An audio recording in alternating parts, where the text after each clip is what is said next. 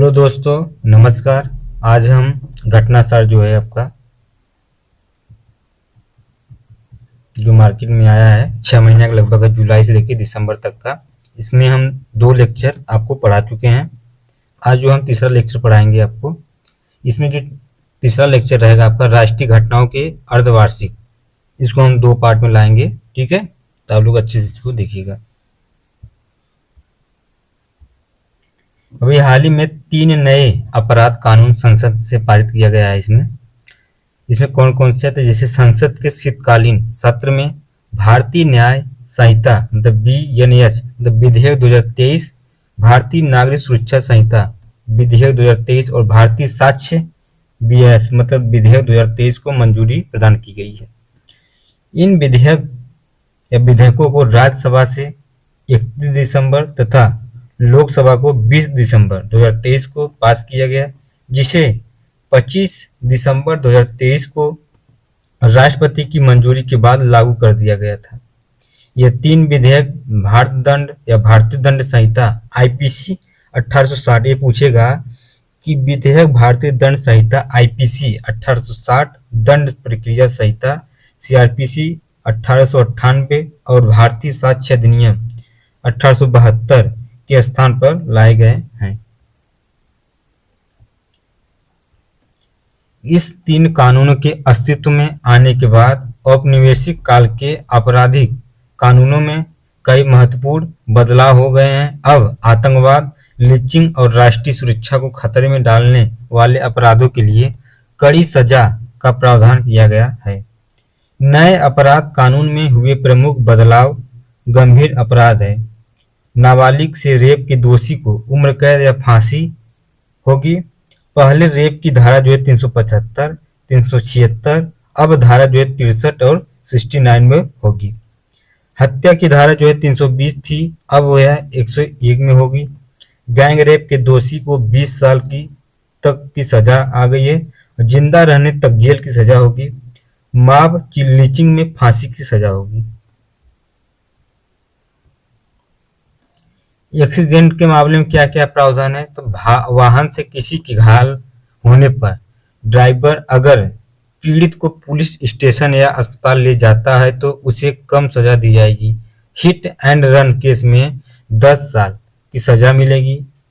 Snatching के लिए कानूनी नहीं है, अब यह कानून बन गया है। सिर पर लाठी मारने वाले पर भी सामान्य झगड़े की धारा लगती है। अब ए विक्टिम की ब्रेन डेथ की स्थिति में दोषी को 10 साल की सजा होगी। ट्रायल के मामले में क्या क्या है, तो किसी व्यक्ति को गिरफ्तार करने पर पुलिस को उसके परिवार को जानकारी देनी होगी। पहले यह जरूरी नहीं था। किसी भी केस में 90 दिनों में क्या हुआ इसकी जानकारी पुलिस विक्टिम को देनी होगी। आगे आपका गंभीर मामले में आधी सजा काटने के बाद भी रिहाई मिल जा सकती है। अगला है कि अब ट्रायल कोर्ट में फैसला अधिकतम कितने साल का हो गई है, 3 साल में देना होगा। मुकदमा समाप्त होने के बाद जज को 43 दिन में फैसला देना होगा। फैसले के 7 दिन के भीतर सजा सुनानी होगी। दया की याचिका दोषी ही दायर कर सकती है। अभी तक NGO या कोई संस्थान या दया याचिकाएं दाखिल करता था। 3 बिलों में संशोधन के बाद 1860 में बने इंडियन पीनल कोड की जगह अब भारतीय न्याय संहिता 2023, 1898 में बने CRPC की जगह अब भारतीय नागरिक सुरक्षा संहिता 2023 और 1872 में बने इंडियन एविडेंस कोड की जगह अब भारतीय साक्ष्य संहिता 2023 हो गया है। नए संशोधन के बाद अब कई धाराएं और प्रावधान बदल जाएंगे। IPC में 511 धाराएं हैं, अब 358 बचेंगी। 175 धाराएं बदलेगी, 20 नई जोड़ी जाएगी, अब 22 धाराएं खत्म होगी। इसी तरह क्रॉप PC में 531 धाराएं बचेगी, 177 धाराएं बदलेगी, 9 मई जुड़ेगी और 14 धाराएं खत्म होगी। पूछताछ से ट्रायल तक वीडियो कॉन्फ्रेंस से करने का प्रावधान होगा, जो पहले नहीं था। भारतीय न्याय संहिता BNS में 20 नए अपराध जोड़े गए हैं। भारतीय साक्ष्य अधिनियम के अंतर्गत 170 धाराएं होगी, 24 धाराएं बदलेगी और 2 नई धाराएं जो है आपका जोड़ी जाएगी। ये एग्जाम में नहीं पूछेगा, आप लोग इसको जानकारी के लिए समझ सकते हैं। इसके बाद आपका आता है 2021 में सभी सांसदों फिर आईपीसी अधिकारियों और डिस्ट्रिक्ट कलेक्टर तक को पत्र लिखा गया है। इसमें क्या कि 18 राज्य में 6 केंद्र शासित प्रदेश है। सुप्रीम कोर्ट 16, 5 न्यायिक एकेडमी और 22 जो है विश्वविद्यालय, 42 सांसद, 135 आईपीएस अधिकारियों को 42 सुझावों को मिलाकर ये कानून बने हैं। 128 बैंकों के बाद दोनों कानून की तुलना की गई है। फिर कानून स्टैंडिंग कमेटी को भेजे गए। कमेटी में 72% सुझाव को कानूनों में शामिल किया गया है। अगला पॉइंट है इसमें मुख्य निर्वाचन आयुक्त और अन्य निर्वाचन आयुक्त विधेयक 2023। संसद के दोनों सदनों द्वारा मुख्य निर्वाचन आयुक्त एवं अन्य निर्वाचन आयुक्त नियुक्त सेवा शर्तें एक कार्यक्रम या कार्यकाल विधेयक 2023 पारित कर दिया गया है। लोकसभा ने इस विधेयक को 21 दिसंबर और राज्यसभा ने 12 दिसंबर 2023 को ये पारित कर दिया गया है। राष्ट्रपति हस्ताक्षर के बाद यह कानून के रूप में अस्तित्व में आ गया है। इम्पोर्टेंट ये है कि यह विधेयक निर्वाचन आयुक्तों की सेवा शर्तें कार्य संचालन मतलब अधिनियम 1991 का स्थान लेगा। फिर ऐसा कोई इसमें प्रावधान नहीं है। फिर अगला है आपका प्रेस और आवधिक पत्र पत्रिकाओं पर पंजीकरण विधेयक 2023 क्या है। तो पत्र पत्रिकाओं या पंजीकरण विधेयक जो है 2023 में पारित किया गया था। यह लोकसभा ने 21 दिसंबर 2023 को इसे मंजूरी दी तथा राज्यसभा ने इस विधेयक को 3 अगस्त 2023 को पारित कर दिया गया था। राष्ट्रपति के हस्ताक्षर के बाद यह कानून अस्तित्व में आ जाएगा। यह विधेयक प्रेस और पुस्तकों का पंजीकरण पीआरबी अधिनियम 1867 का स्थान लेना होगा या लेगा। प्रेस और पत्र पत्रिकाओं का पंजीकरण विधेयक 2023 का उद्देश्य क्या है। तो प्रेस पत्र पत्रिकाओं के पंजीकरण और उससे जुड़े या उसके प्रासंगिक मामलों का प्रावधान करता है। इसमें क्या है, एक और है कि इसमें प्रकाशकों को अब जिला मजिस्ट्रेटों या स्थानीय अधिकारियों के पास संबंधित घोषणा को प्रस्तुत करने और इस पर तरह की घोषणाओं को प्रमाणित कराने की आवश्यकता नहीं होगी। केंद्र वस्तु एवं सेवा कर द्वितीय संशोधन विधेयक 2023। संसद के दोनों सदनों द्वारा केंद्रीय वस्तु एवं सेवा कर द्वितीय संशोधन विधेयक 2023 को मंजूरी प्रदान की गई है। राज्यसभा में इसे 20 दिसंबर को तथा लोकसभा में 19 दिसंबर 2023 को पारित कर दिया गया है। कौन सा केंद्रीय वस्तु एवं सेवा कर द्वितीय संशोधन विधेयक 2023। यह विधेयक केंद्रीय वस्तु एवं सेवा कर सीजीएसटी विधेयक 2023 के प्रावधानों में संशोधन करता है। इस केंद्र सरकार को अपीली अधिकरण की स्थापना का अधिकार मिल गया है। इसमें क्या है कि इसमें अपीली अधिकरण के अध्यक्ष की आयु जो है सीमा 67 से बढ़ाकर कितना 70 वर्ष और 65 से बढ़ाकर 67 वर्ष कर दिया गया है इसका प्रावधान। इसमें विधेयक में न्यायाधीकरण के सदस्यों के लिए न्यूनतम 50, उसके बाद न्यायिक सदस्यता के लिए अधिवक्ताओं का अनुभव कम से कम 10 वर्ष की होनी चाहिए। केंद्रीय एवं वस्तु विधेयक 2023 के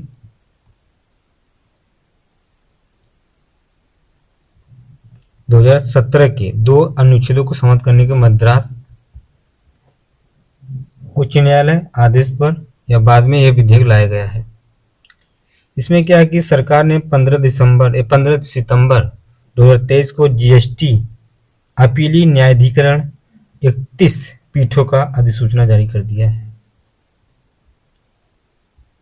आगे आपका ओमान के सुल्तान हैथम बिन ने तारिक की भारत यात्रा की है। मतलब ओपन के सुल्तान जो है हैथम बिन तारिक एक उच्च स्तरीय प्रतिनिधिमंडल के साथ 16 सितंबर से 18 सितंबर 2023 तक भारत की यात्रा पर रहे।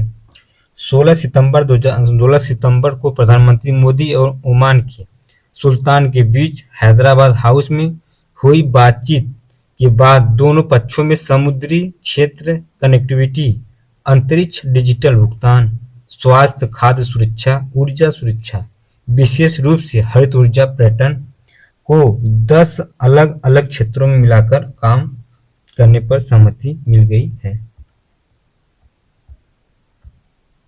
इसके बाद आपका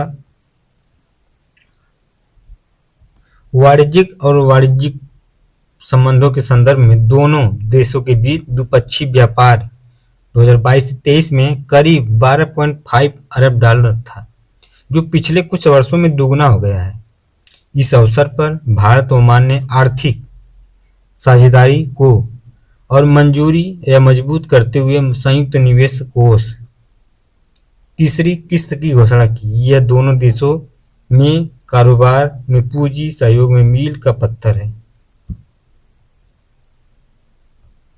अगला है आपका भारत की पहली 6 लेन स्टील स्लैग आधारित सड़क का निर्माण NS6 ये इम्पोर्टेंट है को हजारी पोर्ट से जोड़ने वाली भारत की पहली 6 लेन स्टील स्लैग आधारित सड़क का निर्माण किया गया।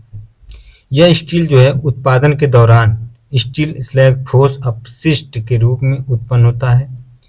प्रति टन स्टील उत्पादन पर लगभग 180 से 200 किलोग्राम स्टील स्लैग बनता है। इसके बाद राजमार्ग 6 क्या है?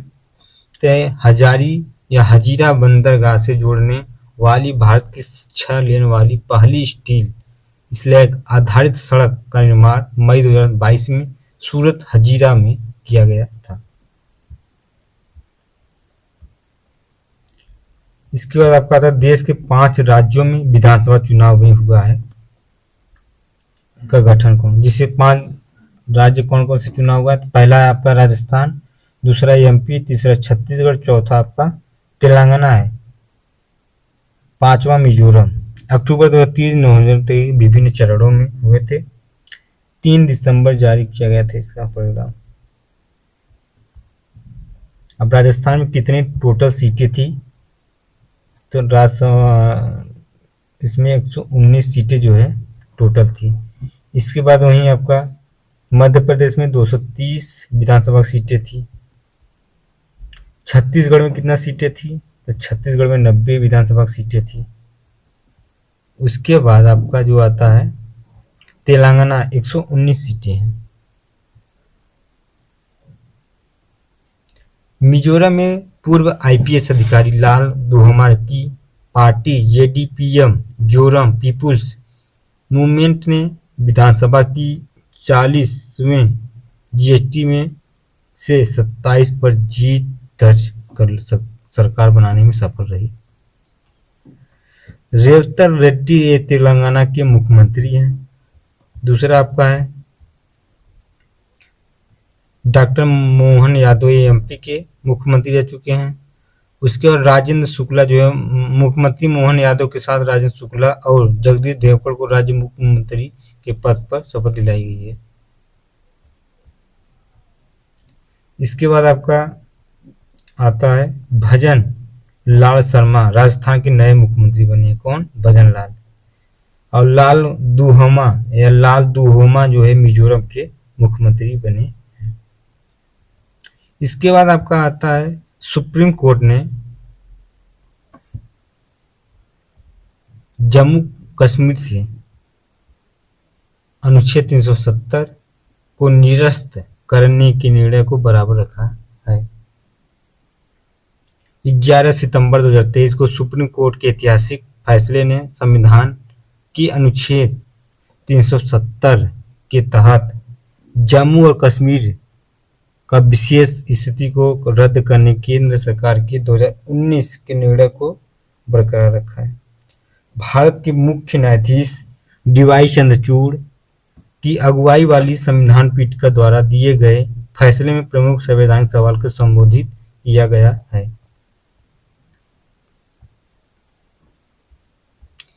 अदालत ने स्पष्ट किया है कि राज्य सरकार की सहमति आवश्यकता नहीं है। अनुच्छेद 370 को एक अस्थायी प्रावधान माना गया है।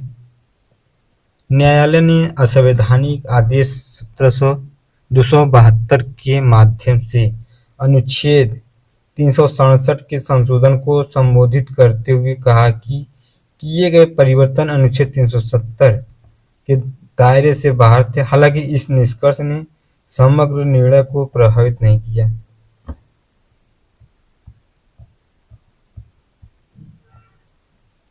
आगे आपका हुनरू इंडिया टॉप 100 अंडर 30 सूची 2023 है।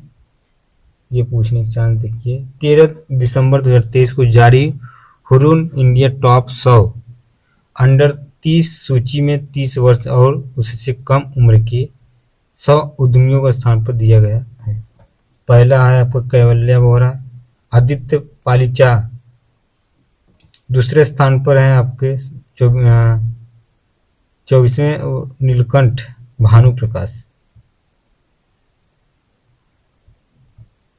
इसके बाद आपका अगला आता है हुनरू इंडेक्स 2000 टॉप जो 100 लिस्ट है। हुनरू इंडिया टॉप 100 अंडर 30 सूची 2023 10 उद्यमी है। इसमें पहला कौन टॉप पे है तो कैवल्य बोहरा है। दूसरा है आपका आदित्य पलीचा। तीसरा है नीलकंठ भानु प्रकाश। आगे हम लोग देखते हैं भारत और बांग्लादेश के बीच अगरतला अखाउरा रेल लिंक उद्घाटन के विषय में चर्चा करेंगे। 1 नवंबर 2023 को भारत के प्रधानमंत्री नरेंद्र मोदी और बांग्लादेश की प्रधानमंत्री शेख हसीना ने त्रिपुरा और बांग्लादेश के बीच एक नए रेल लिंक का उद्घाटन संयुक्त रूप से वीडियो कॉन्फ्रेंसिंग के द्वारा किया गया है। ये देखिए इंपॉर्टेंट है एग्जाम के लिए 100% पूछने की चांस है तो आप लोग इसको अच्छे से देख लीजिए। ये पूछेगा किस किस के बीच है तो त्रिपुरा और बांग्लादेश के बीच के एक नया रेल का पुल बन रहा है। अगरतला में कहाँ पर त्रिपुरा और अखाउरा बांग्लादेश में पड़ता है। ये बीच रेल लिंक जो है पूर्वोत्तर भारत और बांग्लादेश के बीच पहला रेल लिंक है। इसके बाद आपका इसमें इंपॉर्टेंट खत्म हो गया। दूसरा है इसमें भारत मालदीव से अपने सैन्य कर्मियों को बुलाने के लिए सहमत। इसमें क्या क्या है तो भारत मानवीय कार्यों पर काम करने के लिए मालदीव में तैनात लगभग 75 भारतीय सैन्य कर्मियों को वापस बुलाने के मालदीव की नई सरकार के अनुरोध पर सहमत हो गई है। मालदीव के राष्ट्रपति मोहम्मद मुइज्जू, ये पूछेगा कि जो मालदीव के राष्ट्रपति वर्तमान में कौन है तो मोहम्मद मुइज्जू ने दुबई में COP28 जो सम्मेलन में हुआ है जलवायु परिवर्तन के लिए शिखर सम्मेलन मौके पर प्रधानमंत्री नरेंद्र मोदी ने मुलाकात के 2 दिन बाद 3 दिसंबर 2023 को यह बात रखी थी। भारत ने मालदीव को 2010 और 2013 में 2 हेलीकॉप्टर और 2020 में एक छोटा विमान उपहार में दे दिया था।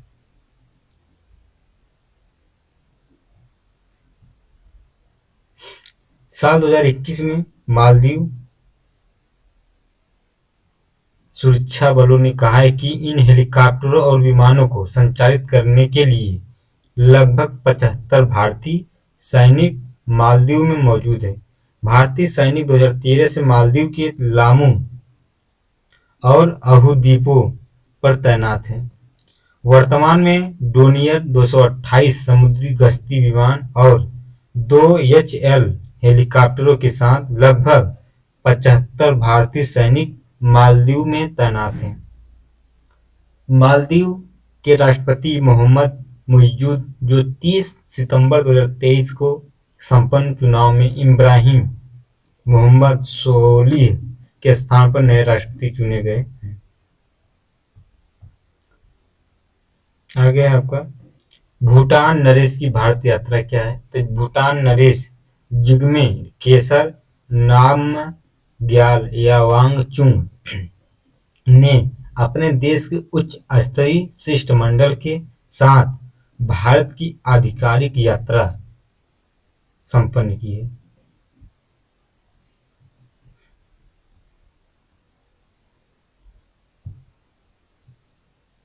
उसके बाद भूटान की 12वीं पंचवर्षीय योजना 2018 से 2023 की परियोजनाओं के लिए भारत द्वारा समय के जारी की गई वित्तीय सहायता के लिए धन्यवाद भूटान की ओर से दिया गया है। भूटान में 1020 मेगावाट की पुनातन या सांगछू सिकेंड जल विद्युत परियोजना के निर्माण की प्रगति पर दोनों पक्षों का संतोष व्यक्त किया गया है। असम में कोकराझार तथा भूटान में गेलेफू के बीच रेल लिंक के लिए लोकेशन सर्वे के काम पर शुरू करने पर सहमति बनी है।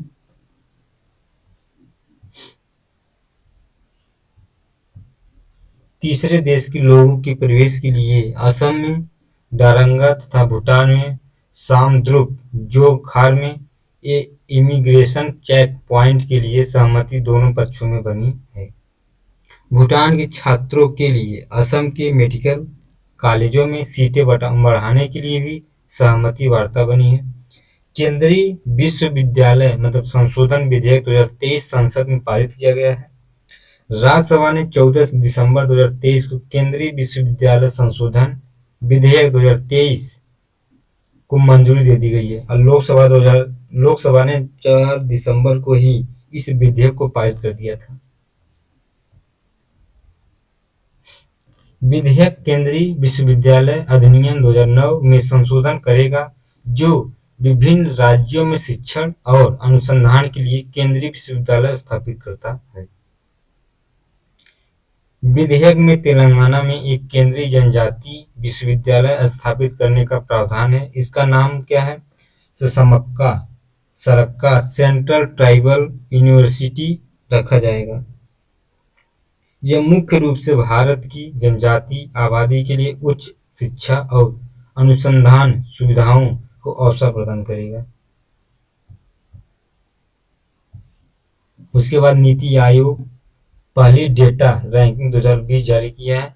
ये नीति आयोग द्वारा देश में, आप लोग कमेंट में बताइए नीति आयोग की स्थापना कब हुआ था और नीति आयोग कब बना था? तो नीति आयोग द्वारा देश में सबसे अच्छा प्रदर्शन करने वाले आकांक्षी ब्लॉकों और जिलों की उपलब्धियों पर आधारित पहली डेल्टा रैंकिंग 7 दिसंबर 2023 को जारी की गई है। एस्पिरेशनल ब्लॉक प्रोग्राम मतलब एबीपी के लिए एक महत्वपूर्ण मील के पत्थर के रूप में तेलंगाना के आसिफाबाद जिले के तिरियानी कोमुरम भीम ब्लॉक के नीति आयोग द्वारा घोषित पहली डेटा रैंकिंग में शीर्ष स्थान प्राप्त किया।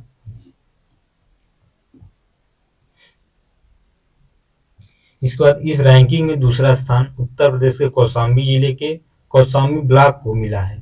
नीति आयोग की इस डेटा रैंकिंग में देश भर के 329 से अधिक आकांक्षी जिलों और 500 आकांक्षी ब्लॉकों को शामिल किया गया है। एबीपी के अलावा आयोग ने अक्टूबर 2023 के लिए Achievers of Development Programme ADP ranking भी की घोषणा की गई है। इस पहल में उड़ीसा के रायगढ़ जिला और बिहार के जमुई जिले में पहला और दूसरा स्थान प्राप्त किया है। उसके बाद आपका कार्यक्रम के दौरान एक अनोखी पहल का अनावरण किया गया जहां ईबीपी और एडीपी के शीर्ष रैंकर्स को नीति आयोग में वॉल ऑफ फेम प्रदर्शित किया जाएगा। भौगोलिक दृष्टि से ब्लॉकों को 6 क्षेत्रों जोनों में विभाजित करते हुए प्रत्येक जोन या क्षेत्र से 2 ब्लॉकों को रैंकिंग दी गई है। जोन फर्स्ट में पहाड़ी और पूर्वोत्तर राज्यों के साथ द्वीप पर भी शामिल है। जोन 2 में उत्तर भारत के राज्य, जोन 3 में दक्षिण भारत, जोन 4 में पश्चिम भारत और जोन 5 में मध्य और 6 में पूर्वी भारत शामिल किया गया है। कौन कौन से इसमें देख लीजिए, जैसे जोन, रैंक, ब्लॉक, जिला और राज्य। फर्स्ट जोन और फर्स्ट रैंक में कौन है? अमरी किस जिला में? पश्चिमी कार्बी। उसके बाद असम में आलोंग है। इसे आप लोग इसको मिला लीजिएगा, इंपॉर्टेंट बहुत ज्यादा नहीं है। यह कार्यक्रम जनवरी 2023 को लॉन्च किया गया था। एबीपी भारत के सबसे चुनौतीपूर्ण और अविकसित ब्लॉकों में जीवन की गुणवत्ता बढ़ाने के लिए शासन में सुधार पर केंद्रित है। 29वां कोलकाता अंतर्राष्ट्रीय फिल्म महोत्सव क्या है? ये इंपॉर्टेंट है, आप लोग देख लीजिएगा अच्छे से। ये 29वां अभी हाल ही में कोलकाता के अंतर्राष्ट्रीय फिल्म महोत्सव का आयोजन पश्चिम बंगाल सरकार द्वारा या सांस्कृतिक मामलों विभाग द्वारा किया गया है।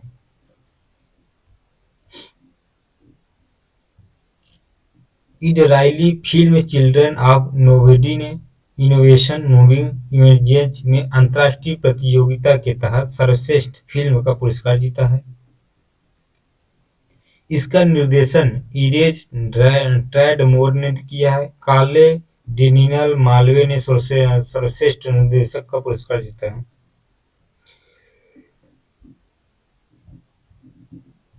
उसके बाद आपका आता है कोलकाता अंतर्राष्ट्रीय फिल्म महोत्सव की शुरुआत कब की गई थी? तो 1995 में। ये आपका मोस्ट इम्पोर्टेंट है, इसको आप लोग अच्छे देख लीजिए। भारत का 49वां अंतर्राष्ट्रीय फिल्म महोत्सव कहाँ पर होगा? यह हुआ तो पणजी, कहाँ पर होता है? गोवा में। इसकी तिथि जो 20 से 28 नवंबर 2023 को। महोत्सव का उद्घाटन कैचिंग डस्ट निर्देशक कौन थे? स्टुअर्ट गैग था। इसमें फिल्म महोत्सव के पुरस्कार में फिल्म में सर्वश्रेष्ठ फिल्म किसको मिला है? इसमें तो ईरानी निर्माता निर्देशक अब्बास अमीनी की फिल्म एंडलेस बॉर्डर्स को मिला। भारत सिनेमा में योगदान के लिए विशेष सम्मान माधुरी दीक्षित को मिला है।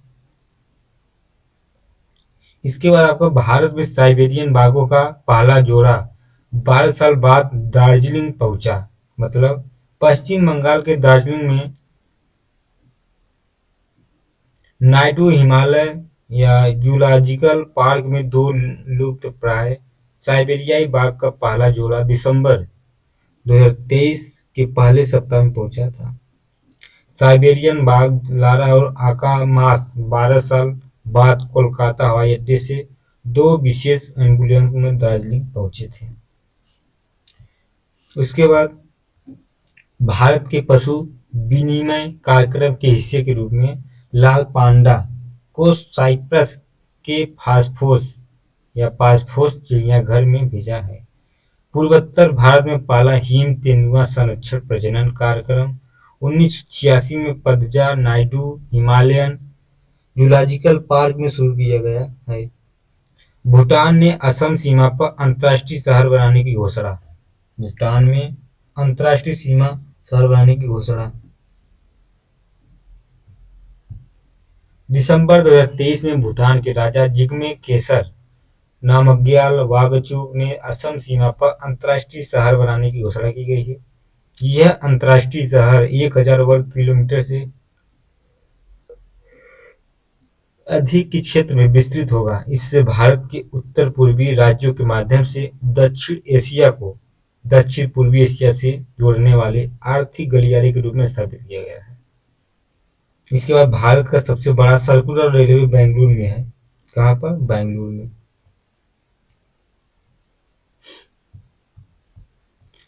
और यह अभी तक चेन्नई में भारत का सबसे बड़ा 235.5 किमी सर्कुलर रेलवे है।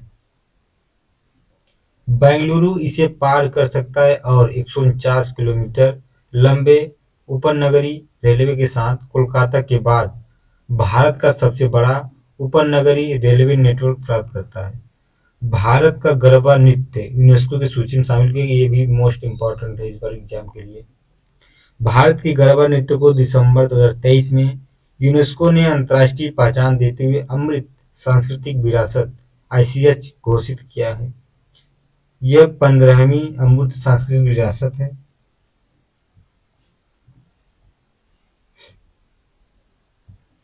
गरबा गुजराती लोक नृत्य का एक रूप है जो 9 दिवसीय हिंदू त्योहार नवरात्रि के दौरान किया जाता है, जो बुराइयों पर अच्छाई का जश्न है। यूनेस्को के अमूर्त सांस्कृतिक विरासत की सुरक्षा के लिए अंतर सरकारी समिति की 18वीं बैठक 5 से 9 दिसंबर 2023 के बीच बोत्सवाना के किसाने शहर में आयोजित की गई है। इसी दौरान गुजरात के गरबा को अमूर्त सांस्कृतिक विरासत सूची में शामिल किया गया है। इसके बाद केन्या के राष्ट्रपति का भारत यात्रा क्या है इसमें? तो केन्या के राष्ट्रपति विलियम साइमोई रूटो ने एक उच्च स्तरीय प्रतिनिधिमंडल के साथ 4 से 6 दिसंबर 2023 तक भारत की राजकीय यात्रा की है।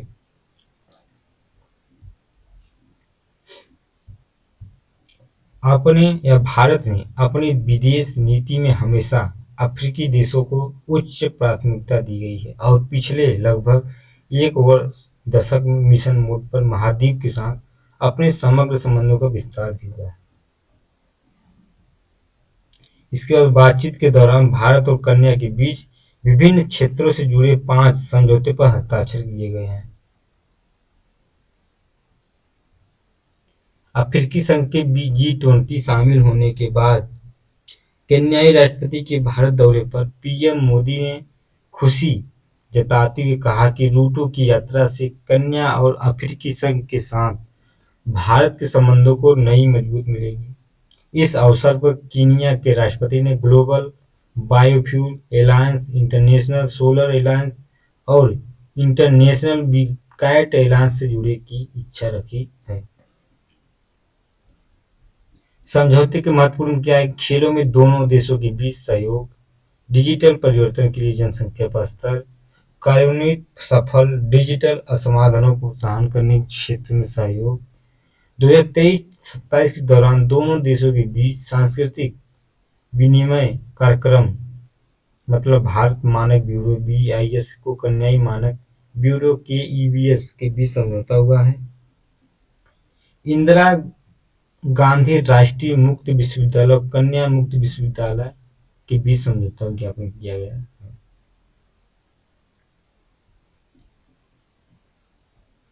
इसके बाद गुजरात राज्य ने घोल मछली को राज्य घोषित किया है।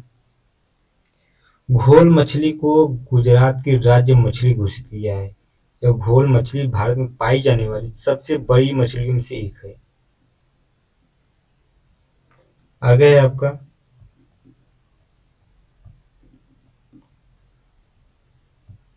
भारत की सबसे तेज सौर इलेक्ट्रॉनिक नाव बाराकुंडा लॉन्च किया गया है।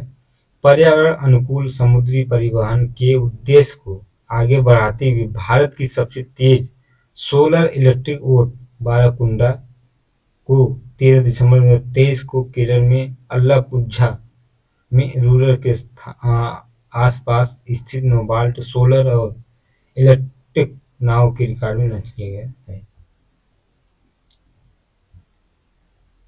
इसके बाद आपका उत्तराखंड देश का पहला राज्य जिसे एक दिन में सर्वाधिक 18 GI टैग मिला है। कौन कौन से? पहला आपका उत्तराखंड की GI टैग प्राप्त उत्पादन में बेरीनाग चाय, दूसरा बिच्छू या बिच्छुओं, उसके बाद मंडुआ, झंगोरा, गहत, लाल चावल, काला भंडा, नाइलिसिन मैसन कहा जाता है। इसका तात्पर्य उत्तराखंड राज्य और हिमालय के क्षेत्रों में खाद्य उत्पादन के रूप में किया जाता है। इसके बाद माल्टा, चौलाई, बुरांस का रस और उसके बाद पहाड़ी दूध दर। फिर इसके बाद आपका आता है केंद्र शासित प्रदेश लद्दाख के सबसे बकथान को मिला GI टैग। मतलब भारत सरकार के वाणिज्यिक और उद्योग मंत्रालय की तहत काम करने वाली भौगोलिक संकेतक GI रजिस्ट्री ने आधिकारिक तौर पर लद्दाख के उद्योग और वाणिज्य विभाग को श्रेणी 31 में लद्दाख सी बकथान के लिए GI टैग प्रदान किया गया है। सी बकथान क्या है? तो वंडर प्लांट मतलब लद्दाख गोल्ड, गोल्डन रूस या ठंडे गिरफ्तार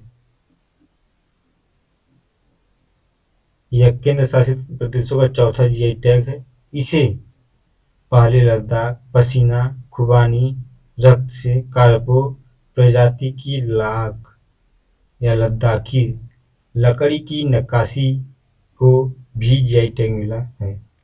सीप कारथन का 90% उत्पादन भारत के लद्दाख कारगिल में होता है। सी बकथान लद्दाख का। इसके बाद सी बकथान हैम्पे फल लद्दाख का एक अद्भुत पौधा है और इसका नाम ले बरी है और छोटे छोटे नारंगी या पीले पीले रंग के जामुन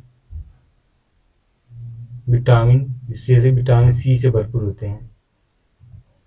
तो दोस्तों यहीं पर हम अगला आपका यहाँ से दिव्यांगजनों के लिए देश का पहला उच्च तकनीक खेल प्रशिक्षण जो है आपका अगली वीडियो में लाएंगे।